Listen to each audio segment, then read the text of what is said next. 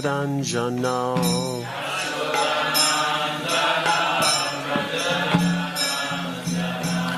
Jashodanandano Brajajana Ranjano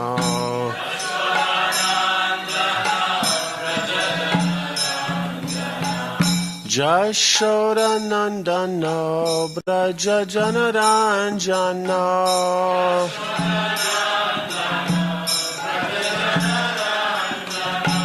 Jashodanandano Brajajana Ranjano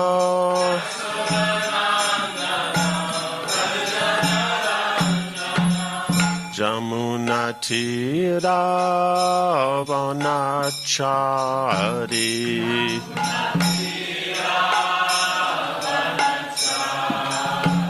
Jamunatira Vanachari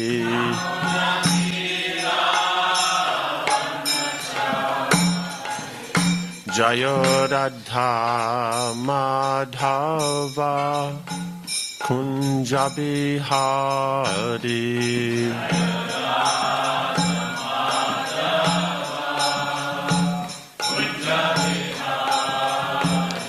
Jayo Radha Madhava Kunjabihari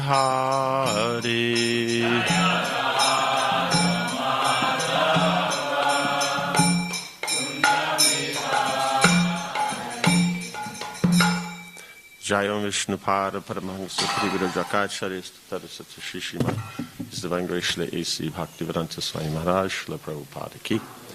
ISKCON founder Acharya Shla Prabhupada. Acharya Shla Haridas Thakur Ki. Prem Sagahus Sri Krishna Chaitanya Prabhu Nityananda Shri Advaita Gadadhar Shivasari Gaura Bhaktivedanta Ki. Shri Radha Krishna Go Gopakavina Shamakanda Radha Kundigiri Govardhana Ki. Shri Vrindavan Dhama Ki. Shri Mayapur Dhama Ki. Ganga Mai Ki. Jamuna Mai Ki. Bhakti Devi Ki. Tulasi Devi Ki. Samaveta Bhaktivinoda Ki. Jainatai Gaura Premanandi. All glories to Samadavatis. All glories to Samadavatis. All glories to Samadavatis. All glories to Shri Guru and Shri Gauranga. All glories to Shri Prabhupada.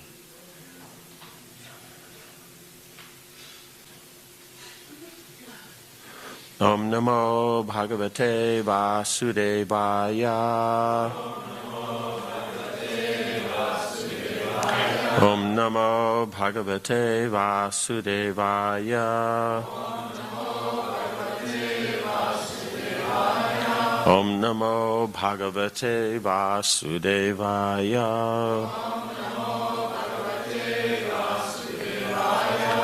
Ayam Tvasabhyas Tava Janma Now Grihe Shrutvagrajams Te Nyavadit Sureshwara Sate Vataram Purushai Samarpitam Shrutva Dunaiva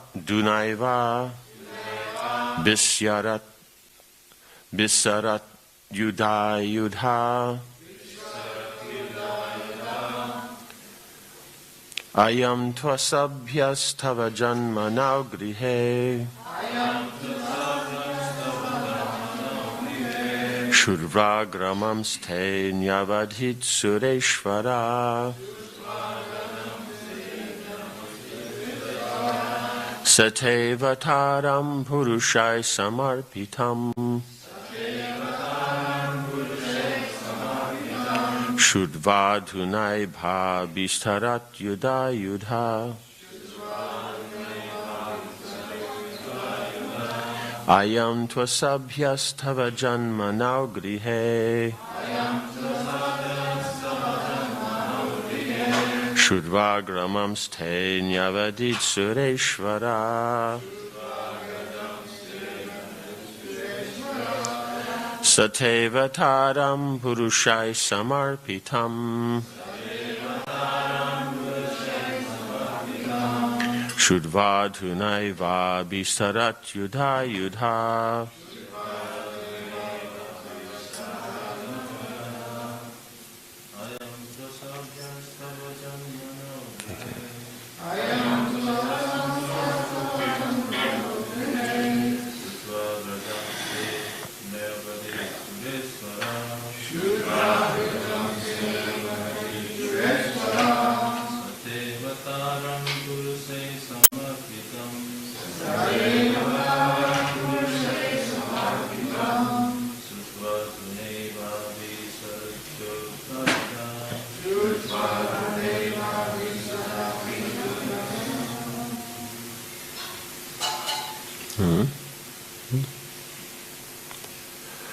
Ayam, this rascal, tu, but, asabhya, who is not civilized at all. Asura means uncivilized, and sura means civilized. Tava, of your lordship. Janma, the birth. Now, our. Grihe, into the home. Shrutva, after hearing. Agrajante, all the brothers born before you. Nyavadit, killed. Sura Ishwara, O Lord of the Suras, the civilized persons. Saha, he, that uncivilized Kamsa. Te, your. Avataram, appearance. Purushaihi, by his lieutenants. Samarpitam, being informed of. Shrutva, after hearing. Aruna, now. Eva, indeed. Abhistarati, will come immediately. Udayudha, with raised weapons.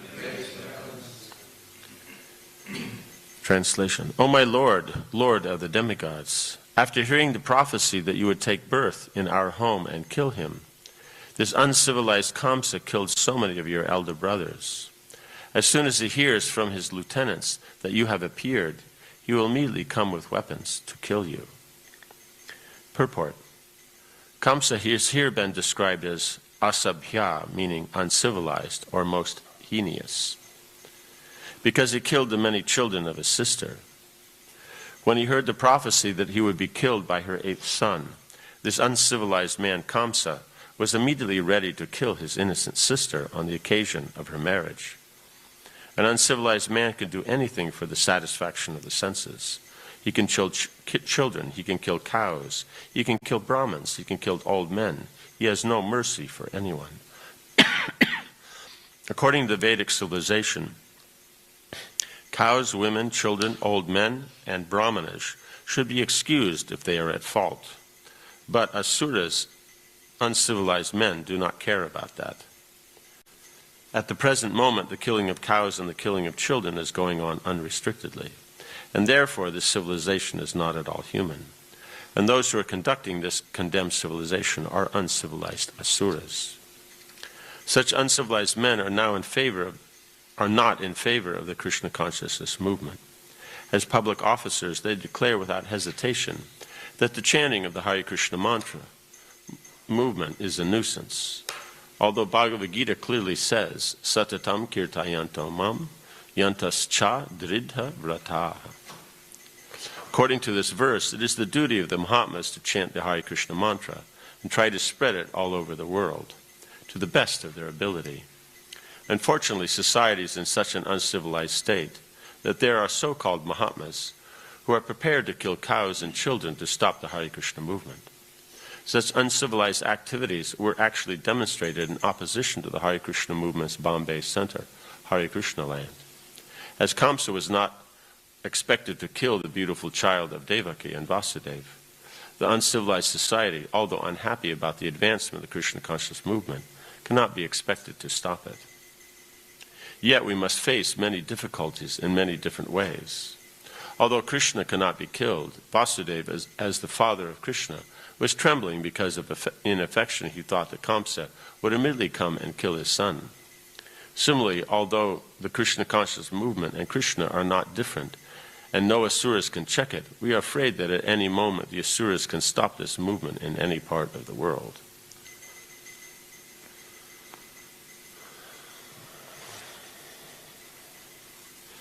So the demoniac mentality, then, the principle that it functions on is about maintaining themselves so that they can be engaged in sense gratification. This is their main principle. So then anything can be done to accomplish this. That's the difficulty. So the more and more degraded people become, then to the greater and greater lengths they will go to accomplish their ends. So this Vedic civilization tries to turn the tide of that by then through the process of having regulation on society, on how then one should, what is one's position, what are one's duties.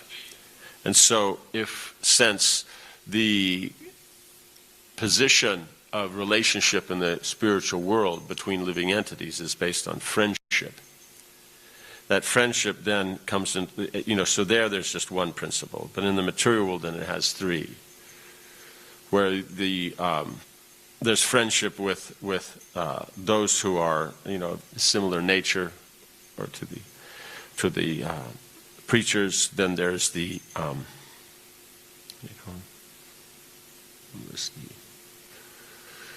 compassion towards those who are junior, innocent, and then indifference to those who are inimical towards the process. So these three features are there. So the idea of the Vedic culture is how to cultivate this aspect of friendship. Therefore, and so then here as we see is that there's the aspect of mercy. So this aspect of mercy, then that is brought about by appreciating the position of all these different living entities and then acting in such a way that they are benefited. Right? And it cultivates this aspect. Otherwise, then, if we don't cultivate this aspect, then that lack of mercy, then we won't actually be able to deal and function with anybody, because that's the basis of how the relationship between living entities is actually this friendship, right, or this compassion. These are inherent qualities of the soul. But unless they're dealt with nicely, then we see is that it'll become very restricted. They may be compassionate to certain individuals, but then so many others they will not be. The Vedic culture is that one's supposed to, it's a principle of this compassion. So then the Vedic literatures will give the direction that we should somehow or another be engaged in these activities, right? And that will elevate, that will purify. Because the idea is that you're trying to develop the mentality of those in the spiritual world. So they function with all these good qualities. That's how they interact, that's how they deal, that's how they render their service. So if we don't have lacking these qualities, we will tend to also lack the interest in the activities, because we see is that interest is theirs because we have an interest in something, we contemplate. That contemplation brings us to the point where we actually would like, whatever is the result of that position or endeavor. So then we will, with the proper understanding, make the endeavor that will give the result. So without the proper attitude, then much of the time what we do won't have the effect necessarily that we're looking for. Because in the performance of an activity, the mechanical aspect will generate the mechanical result. Wherever the mechanics are applied, you'll get the result there. Mechanics are applied in the physical, you'll get the result there. It's applied in the emotional, you get it there. You apply it into the intellectual, you'll get it there. But the point is that getting the result actually isn't the main feature. It means the focus is so much on that, but the actual point is how it's experienced, how it's appreciated. Because if you have a good situation, but it's not appreciated, then what's the point? Right? That's the whole idea. So the attitude is actually a very central point. It means each one of these positions is very important. But what was being brought out here is that attitude, that's very, very important. Because according to that generates the kind of experience that will be gained. Does that make sense? So, for the Asuras to gain the experiences that they want, then they have no problem doing whatever they can to adjust the situation so that they will consider it appropriate. Not understanding that these things actually just break down the whole fabric of everything that they value. But in the mode of ignorance, then people can't understand these things. They're not inclined to understand these things. Because the idea is whatever I feel, that's reality. And if I feel like this and others feel like this, then it will come to fruition. But in actuality, we see that what you do gets an effect in what you do. It's not that I can do anything and get another effect. Right? So the things are exact. You know, I put potatoes into the pot. When the cooking process is finished, out of the pot will come potatoes, not something else. Right? Does that make sense? Or I, boil the potatoes, and then when I finish, then I have a fabulous dessert or something. I've got cheesecake or something, right? It doesn't happen. It always functions in whatever the area that you work, that's then how it works. That's just the mechanics. It's straightforward. It's really very logical. And then the experience will be based on the attitude, the mood. So then a mistake is made that whatever my attitude is, since the experience is the most important, and that will be connected with the attitude. So if my attitude is in a particular way, then somehow or another that will generate the particular result that I want, even though I don't perform the activity to get that result, or I perform the wrong activity to get the result. So that's the whole. It doesn't work like that. So it's due to that the aspect is that one sees the importance of the feelings. That's good, but if you don't connect the feelings with the intelligence and the proper mechanics of the senses, then the result won't be gained. So, though here they're thinking that I will gain so much benefit by whatever I do, it doesn't work out. Right? It doesn't really work out so great for Kamsa. Right? So we see as anybody who has this demoniac mentality, in the end, it just doesn't work out. Right? Because it can't work out. Because the separation between what is desired and what is endeavored for are so different. And the attitude of the soul, then not being based on this principle of friendship or compassion, won't be satisfied, because that's the inherent quality. It means means the soul by nature has certain qualities, and we always see these, right? You can find them in people. So one of them is this aspect of friendship or compassion. It's just a matter of how well it's cultivated, so how broad, how wide they can apply it. Right? Because otherwise, you see, I can't remember who it was, one of the big gangsters, in the American gangster time. I don't remember if it was Al Capone or Pretty Boy Floyd or Pretty Face Nelson, some of these, one of these famous ones that when he was convicted in that, and everyone was saying he was so bad.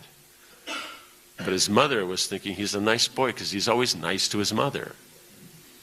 Right? So in her mind, he was nice.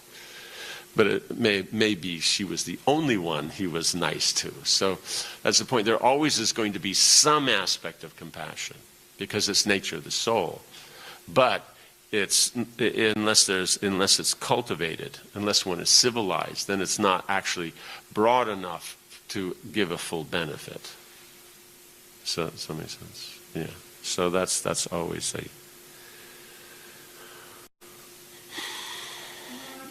Someone like Radha who knows the Vedic culture and also does the rituals to elevate himself, but at the same time is doing the yoga and healing. So how would that work? That works by the principle that Hiranyakashipu is following the Vedic culture only in as much as it gives him what he's looking for. It's like if you're intelligent and you analyze, you'll see that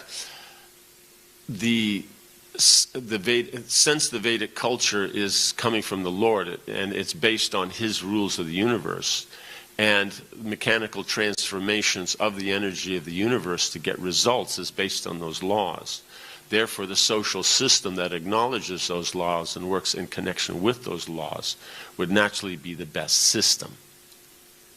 Right? So that's why we see, even in the universe, the big demons on these other planetary systems, they follow the Vedic culture because they know it gives the best benefit. It's just like nowadays people are becoming a little aware of Vastu.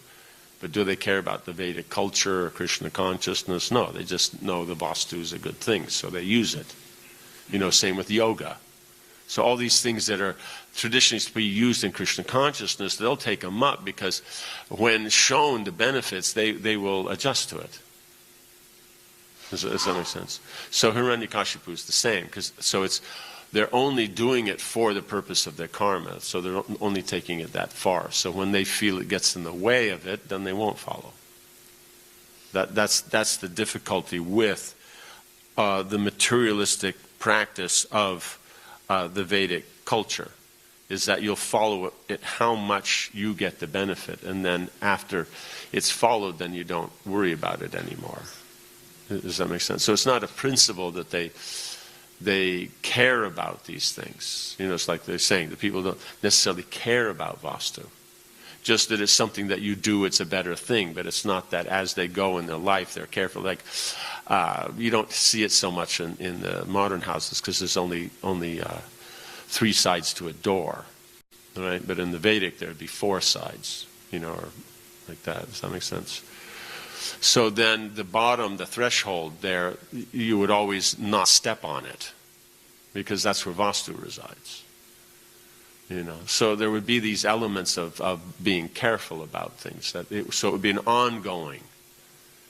But otherwise, then it's used just how much is necessary to get what you want, and that's there. So we see that as that for those who are intelligent, they see the advantage of following the Vedic culture over not following it. And then within the Vedic culture of practicing the aspect of bhakti. Because you practice the Vedic culture, you follow the rules, you will get the results. But it can be quite, depending on the results, quite an effort over time to gain it. But because you're pleasing the Lord. Now, if you're pleasing the Lord due to rules, that will take more effort than if you're pleasing the Lord as a person. So therefore, bhakti is the most efficient system than to get what you want. Does that make sense? And it's following the rules to the best, since we're following the rules because of their connection with the Supreme. And it's his satisfaction, in following those rules that gets you the result in those rules. Therefore, if you please the person who is the rule maker, then it all works so much quicker and so much easier. So then they will follow that devotional aspect. But as soon as the activity is completed, that bhakti is given up. So that's the difference. That's why even though they're practicing or following the practices of bhakti and the forms of bhakti, they're not actually interested in bhakti. They don't want a relationship with the Lord. They're just smart enough to know if you please the big guy, then you get, your work done. You know what I'm saying? You go into the office, you don't know the guy from Adam, don't even care, like that. And even if you've heard things about him and you don't like the guy, it doesn't matter. When you go in, you smile, how are you, how's it going, this, that, blah, whatever it is, and then you get your paper signed, and then you walk out and you never meet the guy again if you don't have to.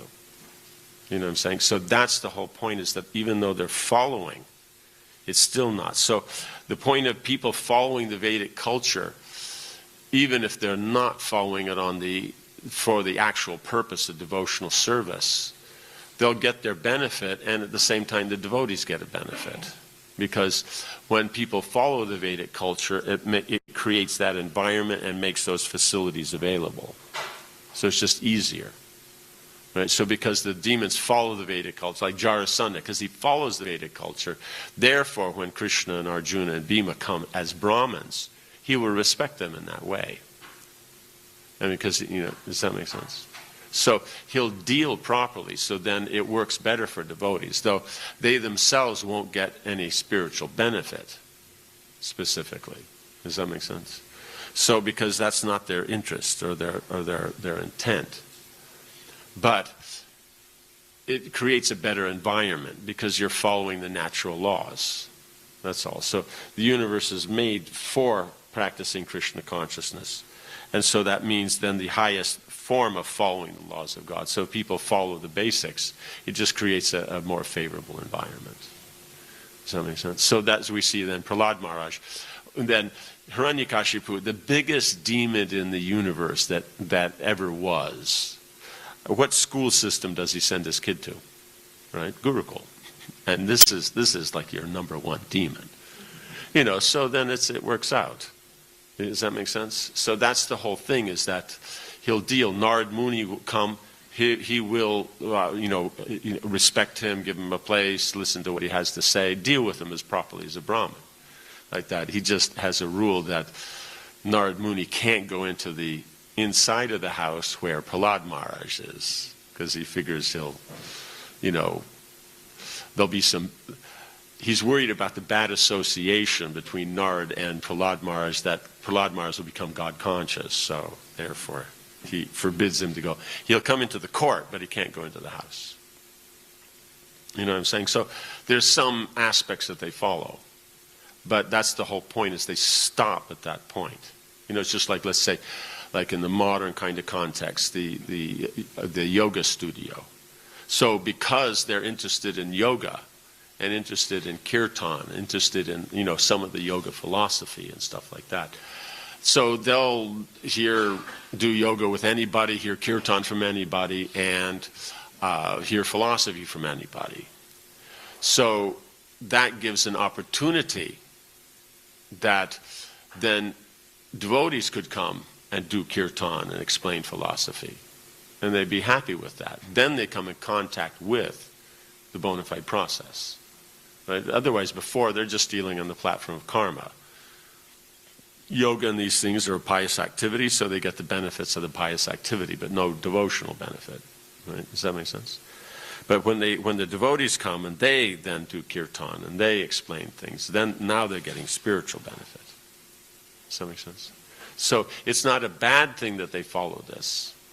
But the point is still, according to Vedic literature, it's a waste of time, because they still situate themselves in the material world. So it's considered the nicest waste of time. If you follow the religious processes as given in the Shastra, but not connected to the Lord, it's a waste of time, but it's your better waste of time. It's like the commercial says, the superior waste of time. Right? Like that. So, does that make sense? Yeah. Can you speak about the difference between, you mentioned that which you desire and the endeavor that you make? You spoke about it already, that was one of the... That which you desire and the endeavor. Oh, okay, yes. See, there's a process, probably explains that thinking, feeling, and willing. Yes, but that's the difference. There's a difference between thinking and feeling. Right? So, just let's say, for example, you see something or hear about something interesting. Like you're walking down the street, you see a new car. It's interesting. So you think about it. But after thinking about it for, a short time, then you won't think anymore. You'll drop it. So that's where it ends. Because it won't be brought to the point of feeling. Right? Because then when there's feeling, then there'll be willing. Right? So there's a whole process there. Then after willing, then there's the desire for action. Then only you'll take the action. So thinking about something doesn't get anywhere. When the feeling, then there's a little bit more, but until the willing, that's when you're willing, that's where you'll make the effort. So that's the process, is that if you contemplate something for a long time, that will then move through that process of thinking, feeling, and willing.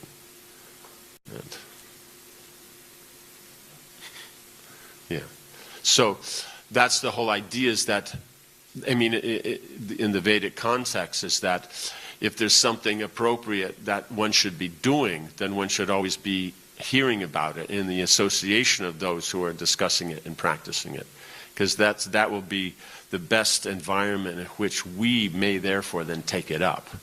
That's the whole point of association. The whole process of Krishna consciousness is all about creating association. Because then in association we'll hear about the Lord, then that contemplation, then it'll go through all these steps. Does that make sense? So in other words, in that whole thing, as we discussed before, is that focus, because you can only do something if there's focus. If there's focus, then you can endeavor. If there's no focus, you tend to not endeavor. So gaining that focus means then you have to have all the four positions of thought in place. Means there's the thinking, feeling, willing, and then, then you can do the activity. Otherwise you can't. So as long as one has that interest towards it, contemplates that long enough, then you're seeing the purpose, then you want that. It becomes a need. That's where it takes up the willing. Does that make sense? Then from that, then you'll do. So then all these aspects of Sankarshan, Prajumna, Adiruddha are in place. Then one is willing to apply it. Then you'll actually apply it. So if we say that someone's not thinking about it and they're doing the activity, then we call that mechanical.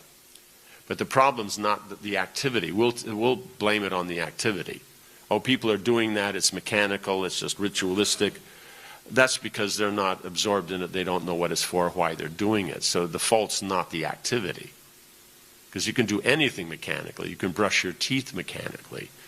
Does that mean, it's mechanical, then we should give up brushing our teeth? Does that make sense? So that's the whole thing, is that parallel aspect of performing the mechanics is there, but then there's the attitude in which it's done. Does that make sense? So by that process of thinking about it, it works. But you have to see that what you're thinking about and the mechanics that you use also match. Otherwise, it doesn't necessarily work. It's like the Bengali Shanti Purer Loker Kata, the conversation of the residents of Shantipur. You come to the house, you knock on the door, they open the door, they see you, they go, "Oh yes, so nice. Next time you come, you must stay for dinner," and then close the door. Like that. Like that. So in other words, what they're saying is one thing and doing, but what their mood and all that's something completely different. So it doesn't actually work out so good.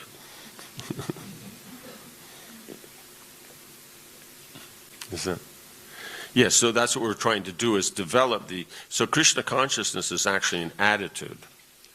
And then there are the practices of people with that attitude. Since the attitude is to please Krishna, then therefore there's activities of pleasing Krishna. And so then we start with the fundaments of those, so that those are in place, those, especially the direct activities. And then from there, we can expand it to that is in everything that we do.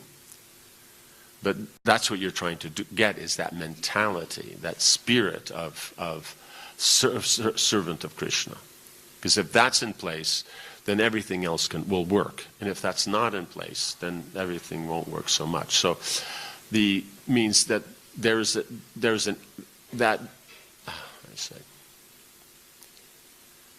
there being an emphasis on these secondary activities is only in their purpose of serving the Lord. That's the value of them, because through that you can express your devotion. So since you're supposed to do devotional service, then you do activity, express devotion to the Lord. Therefore, then you use devotional service, right? The service itself. Now, that service may not be performed in that pure love for Krishna. So then we follow the activities recommended by those who are engaged on that level, so that we may, the ultimate point of what we're doing is connected to the Lord.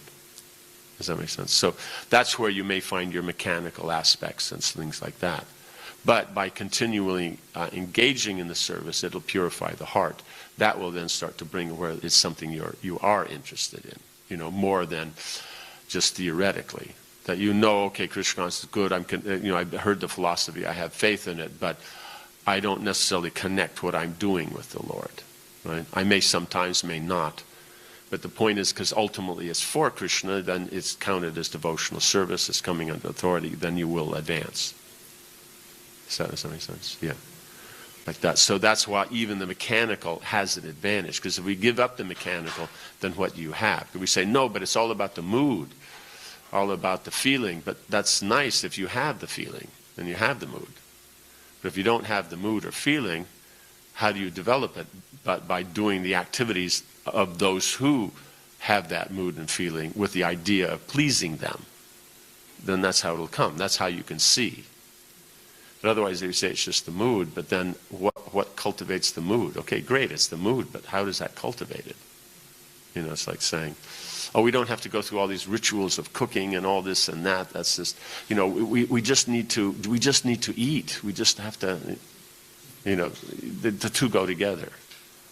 That's what we're meaning, is that many people don't connect what they think and what they do. What they feel and what they do. That's the problem, is they're not harmonized there. They're like two different things, doing one thing and, does that make sense? They want to be happy, but they're doing something that makes you unhappy. Remember one devotee who was telling me, as a teenager, his father told him, what makes you happy makes you crazy. So it doesn't always work out.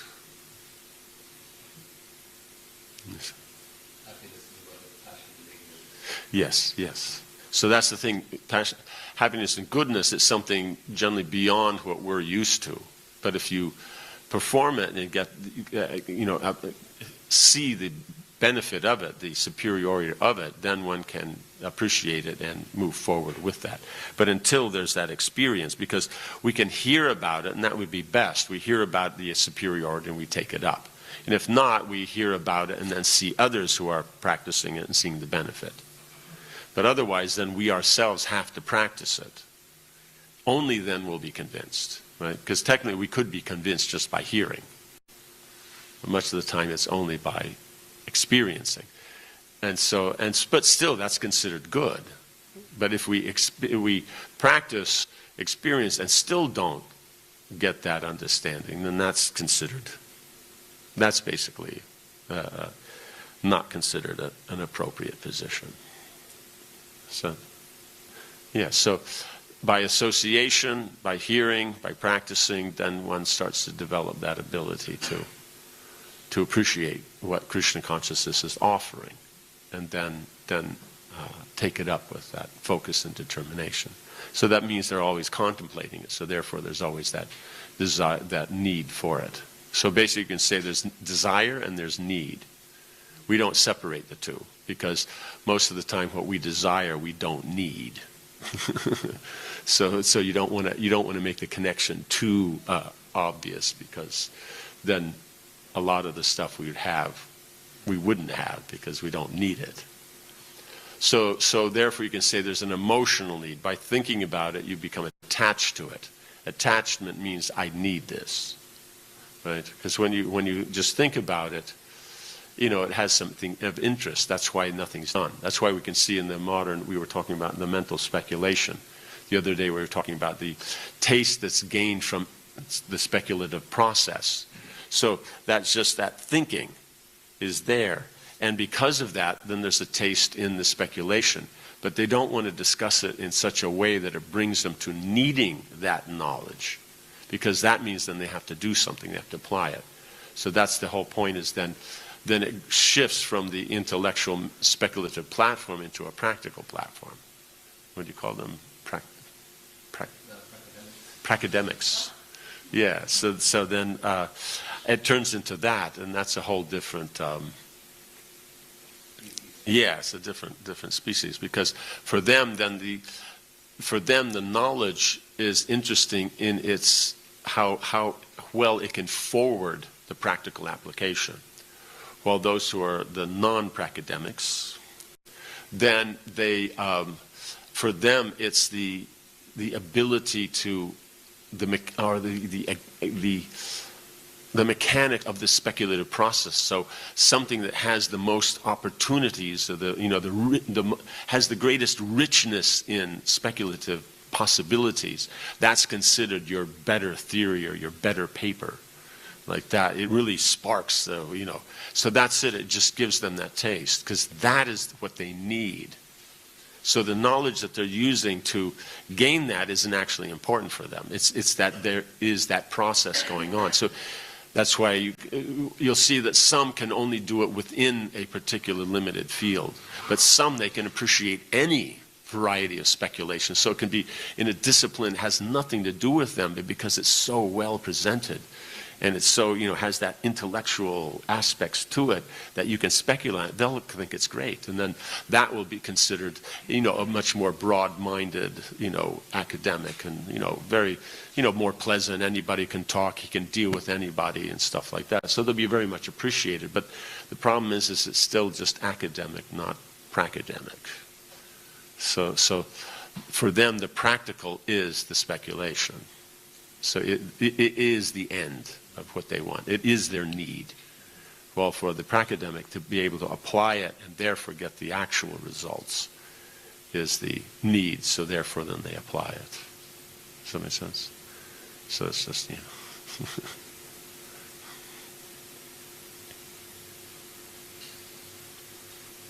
something else. Volumi mash. Nem. Oh well, we tried. Yes. Sorry. Whereas in this example of Kamsa, you see that... In this example of Kamsa. Not this example, that example. I mean, they're both the same example, but just want to get... Yes, the oneness and difference. But in the Kurukshetra war and even in Jarasandha, when they were having a battle, Jarasandha having a battle with Bhima, and after the battle finished, like fight finished, they were said to have been dined and have behaved as friends. Right. And even in Kurukshetra war, after the war finished, the two families were friends. How does that match up with the mentality? Because how can you fight to their... Because it's an occupation. I mean, you never heard of, how you say, Bono's not around anymore? De Bono, the hat. Got my work hat on, got my going out and golfing with friends hat on. You don't know the hat. Okay, so therefore in the modern they do that. You're at work and they treat you totally like crap, like they never even saw you before. And then after dealing like that, then they say, oh, hey, are you on for lunch today? Are we still on for lunch? Like that. So in the battle, that is, they're doing that. That's what they're supposed to do. So it has that competitive and all that. So it's not an attitude problem. It's just, that's the work that they're doing. But in the modern sense, they can't, like Prabhupada was saying, they can't distinguish between the thinking, feeling, willing process. Then they don't distinguish also in relationships how to deal in all that. Because they will deal on the appropriate thing. So even they're on the battlefield, there's a Kshatriya, they're dealing with another Kshatriya as a Kshatriya. They're not saying, oh, he's not and I won't deal. They deal with him as a Kshatriya. So they follow all the etiquette. You know what I'm saying? So it's not just getting the work done. But they follow the rules because that's where the taste is. Following rules also has a taste. Does that make sense? You know, so otherwise then, if there weren't people that had a taste for following rules, then basically the society as we know it wouldn't be going on, right? Because it's the guys that just do the work and do the things that because of that's why, you know, things function. Because otherwise, if they didn't, you know, by everybody else, just by their feelings and desires, it would be a total disaster. Does that make sense? Yeah. It's like how the Kshatriyas can have after the battle, they can communicate each other. Yeah, because they did their work well. You know, it would be for them. It's like sport. You know, so it's like you have two sportsmen. You know, and then they do their best. They're on opposing teams, but at the same time they appreciate when someone does something really well. Like the Kshatriya does in the fighting, does something very exceptional. Everybody will praise. So you see sometimes when the big warriors would come together, all the other fighting stops because everyone wants to watch. And then it doesn't matter who it is, which side you're on. Let's say they're on Duryodhana's side. But if someone on Yudhishthir's side does something amazing, they'll all praise it, and vice versa. Because the point is, it's sport for them. Like that. So naturally, sportsmen, they do well. So someone who's a bad sport, you know, it's like after the match, the tennis match, they shake hands. Some people won't. They'll just walk off. They won't. They're bad sports. No one really likes that because it's a sport. It's not. How you say, other than the amount of money the obscene amount of money they get paid, other than that, it's not actually real. It's a game. You know what I'm saying? So the whole point is that sportsmanship you can appreciate. So in the Vedic sense, it would be there. You know, someone who is better in the intellectual field, and you appreciate how they use, how they do it, the mechanics of it. You know, the businessman, the mechanics of this other person does so well. Even though you don't like the guy, but the point is that he can do his work well, or another artist. But the tendency is we don't appreciate because of lack of culture. You have a bit of that in the legal area, because, you know, two lawyers can be on the opposite side, but afterwards they can enjoy and say, hey, you did a good case, or have dinner together, or whatever. You know? Yes. So that it's a job, it's work, but it's also could be seen as a sport. Yes. Personally, it's their mission. Yeah, that how you say, because of the common, how you say, cultural element of, you know, how you say, Mr. Walker, you know, so they're able to, Johnny Walker, yeah, so they're able to have common ground and like that, and yeah, so yes, you find that in many areas that you still will see it to some degree, and some you won't. You know, it's just like if you go back in time, it means you still see it now. It's a theme, but it's considered an older theme, so it's generally only used in more kind of period kind of things, where you have the protagonist and the antagonist and that, and they're total enemies. But the point is each one brings meaning to the other's life, so they kind of depend upon one another, like that. So you always have the, you know, like what is it, you know, Holmes and the doctor. No, the other one, the other doctor. No, the professor, Moriarty. Yeah, so like that. It's just they you know. Otherwise, he's the best at finding criminals, and he's the best criminal. So, you know, what's the meaning if you can thwart the other one, then you feel better because you're dealing with the best. So it's a theme that you see. It goes back in time. So but it's not so much a modern theme. It'll be used, but it's considered an old. So there would just be that thing as you would respect, or I think it was like Akbar. He couldn't get into the kingdoms in south because of I think Krishna Deva Rai in south in that. The Vijayawada kingdom. So he had conquered the whole of north, but he could not get into south, even though they had Hyderabad was also a big center. I think it was one of the biggest kingdoms. But they couldn't get into south. So Akbar, whenever he'd get something special, like that, as the emperor, people would bring things from, how you say, far off, wonderful places. What is it? Yeah, just far off places, like that. Then he would many times send things like that down to Krishna Deva Rai.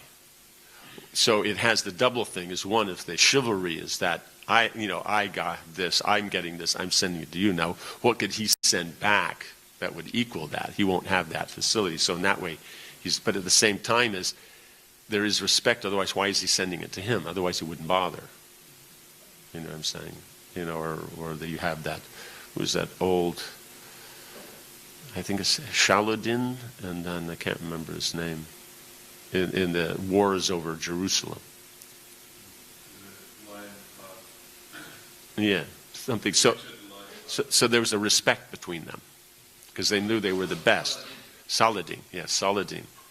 And so, and the other, so there would be that respect, though they're total enemies. So that's the whole thing, is that in the culture, you respect actually someone's ability, someone's mood, someone's attitude, the effort, the results they gain. Because if you're not, it's considered you're less intelligent. That's one of the things in the. Oh. Oh.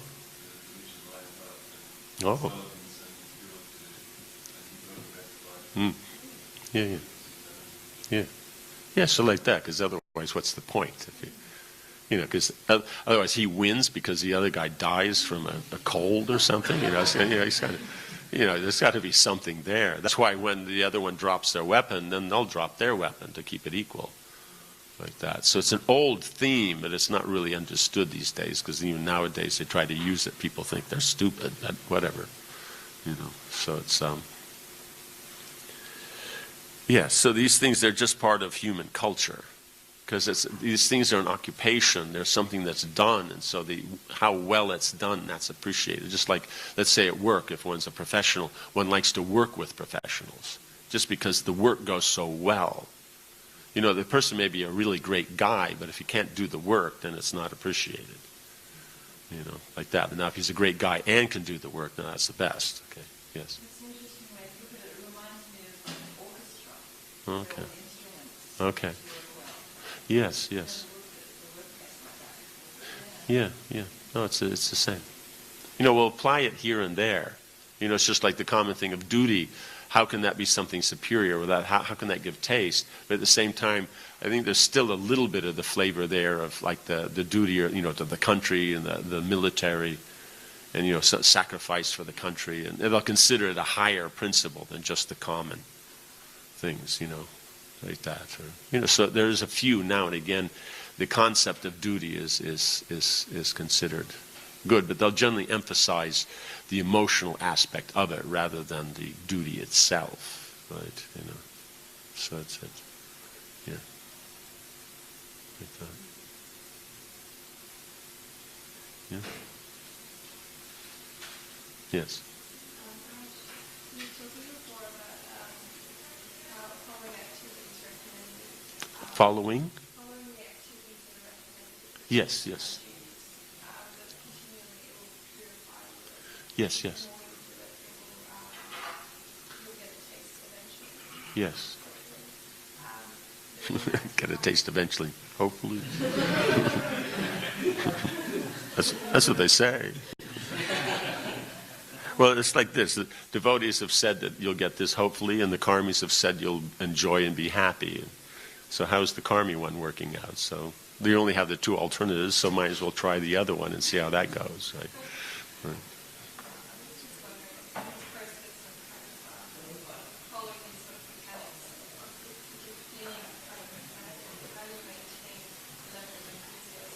But using the intelligence again. It's by intelligence that you've gained the faith and everything. So through that, then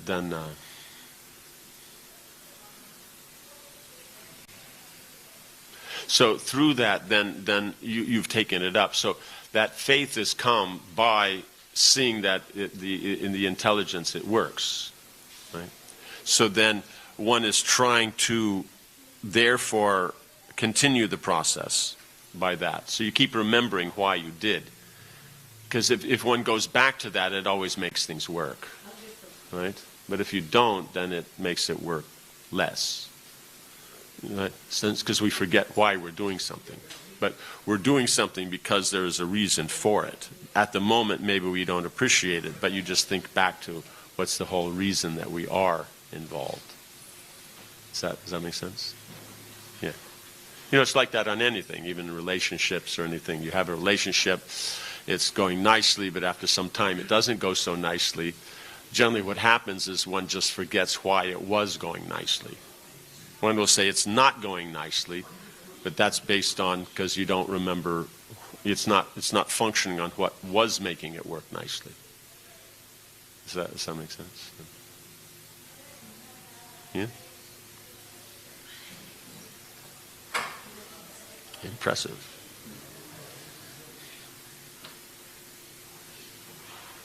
That makes sense? Anything else? Yes. Yes. Can you talk a bit to sort of the civilized versus the uncivilized? The civilized versus the uncivilized. So we see is that there's two aspects. One is your kind of general as civilized means you follow the Vedic culture, uncivilized means you don't. So that those areas you follow, that's where the civilized part is. Those parts that aren't, then you're not. So then it's just a matter of what's the prominence, you know, because it's that aspect will be there. But we also see the attitude is, you know, involved in it. So it's part of the culture. It's part of the civilization. Is that culture needs to be there. So then appreciating, all these directives that the Bhagavatam gives, Srila Prabhupada gives, the Acharyas give, we try to follow those and practice those to please, then that technically we're civilized. But from the point of the highest point of civilization that is being done in devotional service, that's done in Bhakti. So that will be the highest form. Then lower than that will be the forms of, it's just materially beneficial, or you can liberate yourself from material entanglement. Because those are side byproducts of the devotional process. So if you can perform the devotional process, get that eternal benefit, and you get the side benefit of the material, why would you only engage in the side benefit? Like you're at the fancy restaurant and you make your whole endeavor to make sure that you get a plate when they bring the meal. Is it necessary? No, but someone, are we going to get a plate? It's like that. And I really want a plate, it's like that. No, don't worry. Can you bring the plate now? Yeah, so does that make sense? So that kind of stuff is that. So then when we engage in the recommended activities, as much as you were saying before, is that's then what makes us civilized. Now we see here is now Kamsa killing the sons of her sister. That's not recommended in the Vedic system. So therefore he's uncivilized. Other aspects he might act in a civilized way, but we see predominantly with the demons is that they'll only use what they want from the Vedic culture. So in that way you can say they're following but they're not following. Does that make sense? So as far as culture goes, you could say they're technically not. As far as mechanics go, they'll apply it when they feel it will give the best results. So they have that, like we said before, your previous question, they follow the Vedic culture because they know it gets better results. But because their intent isn't about the Vedic culture, it's about sense gratification, so it's going the opposite direction. In other words, sense gratification is the lowest level of consciousness. Bhakti is the highest. So the Vedic culture is meant to cultivate bhakti, but they're only cultivating the Vedic and the devotional aspects only as much as it will deliver them the sense gratification. In a sense, so that's why it's a surah. So which way is it going? That's not intent, really. Yeah, it's the intent. So generally speaking, it means you follow the Vedic. That's the point when the culture is there. When you don't follow, that's the point when it's not there. Like that. And if you have your little bottle of Danon, you know, you don't have them here. The little probiotic little drinks. So during that moment that you're drinking those, then you can say you're cultured, you know. And then, you know, then the next day you lack your culture again. So.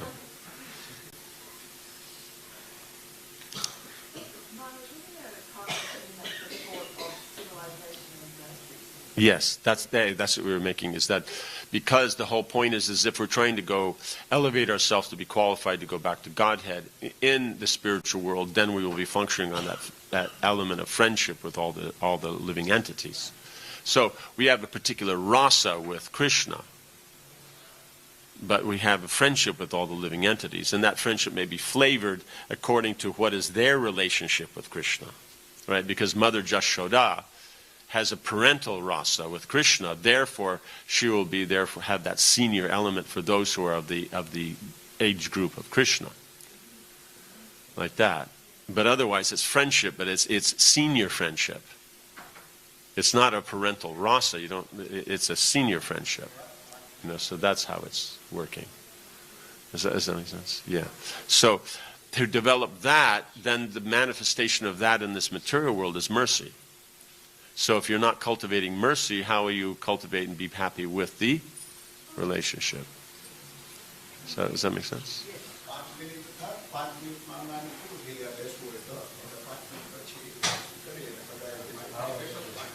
I think we have reached the other side of the side.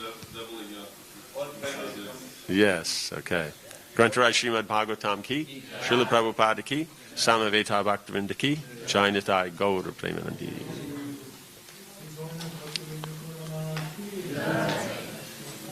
Hare Krishna, Hare Krishna. Hare Krishna, Hare Krishna, Hare Krishna. Coming for Paramita in Harris Park. Oh, okay. Also, 160 members. Oh, okay. We are coming from the Ahmedabad, Gujarat, India. Oh, okay. From Ahmedabad, ISKCON temple. Yes. So you've all come to spend some time in Australia. Okay. We want 10 minutes Sunday. Okay, well that you have to see is that they may start, I think it's starting now.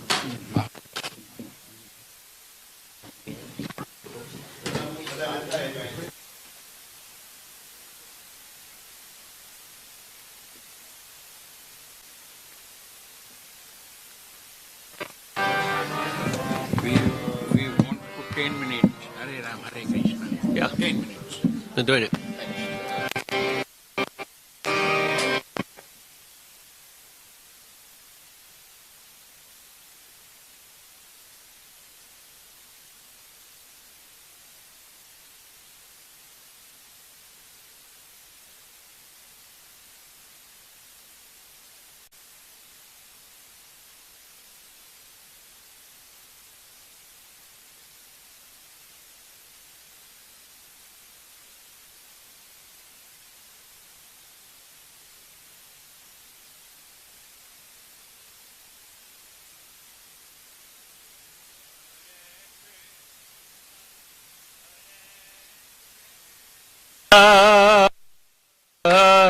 Krishna Krishna Hare Hare Hare Rama Hare Rama Rama Rama Hare Hare Hare Krishna Krishna Krishna Hare Hare Hare Rama Hare Rama Rama Rama